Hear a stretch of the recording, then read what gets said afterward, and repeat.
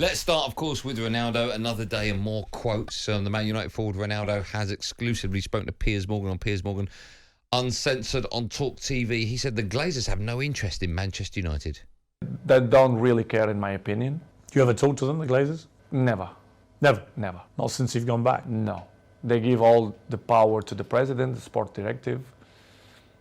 A lot of Manchester United fans are very negative about the Glazers. They think they're taking all the money out and not spending enough on players, on the infrastructure issues you talked about. Do you think the fans are right?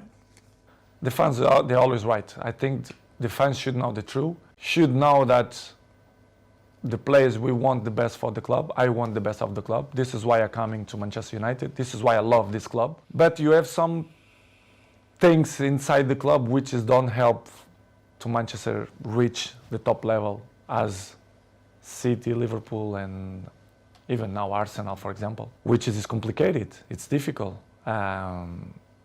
It's hard. In my opinion, it will be hard for Manchester to be in the top of the game the next 2-3 years.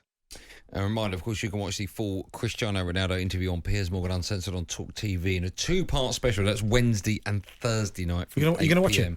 Of course. You have to watch it. Of course. I do think, and I don't know the answer to this question, I do think they're holding stuff back. Yeah. It'd be very bizarre if they kept leaking, and then when it came to the interview, went, oh, I've seen all that. That number, because that interview could break numbers, can it? It will break numbers, yeah. It's going to be huge. It's going to be absolutely huge.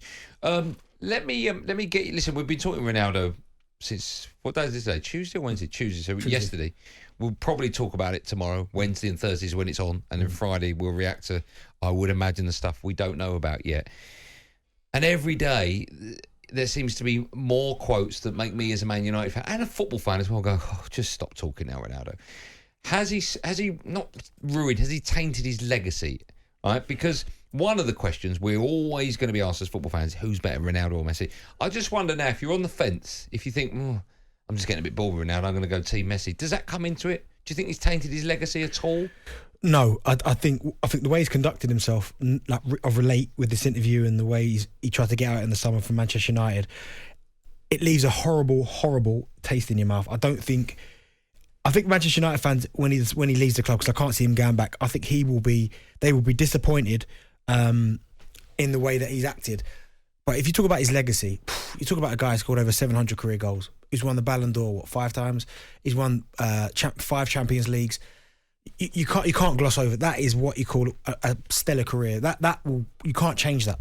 That won't tarnish anything. Anything he does now, you'd be disappointed with the way that, as I said, he's acted and the way he's tried to force a way out of Manchester United, the way he's criticised the manager, criticised the club. But 700 career goals, Ballon d'Ors, leading Uruguay to the Euros in 2016. Portugal, to the Euros in 2016. That is impenetrable. You can't do anything about that. That is what you call an unbelievable career. You cannot just wash that away because of what he's done now. But as far as the GOAT decision goes, the discussion, I think a few people would start to go, if you are on the fence and you look at the way he's conducting himself and you see the way Messi's conducting himself in Paris, although we don't watch, obviously, French football as much maybe as we do the Premier League, you're probably going to start leaning towards Messi. I've always been a Messi man anyway. I've always thought he was the best. But you're more disappointed than anything. But if you're talking about this tarnishing his legacy, someone that's done what he's done in the game, no chance. I've got to get a quick word from you as well, because I know a lot of people want to have their say on this, about the frosty reception between him and Bruno Fernandes. They've met up. They're in the training room, in the dressing room. Ronaldo looks at him. Bruno doesn't look at him. He walks past him, then he sort of turns back, and then they shake hands. Is there anything in that? Are we reading into that maybe a little bit too much, or do you think that there is a frosty? It's certainly frosty. Anyone who's looking at that can see that there's clearly an issue there. I get it.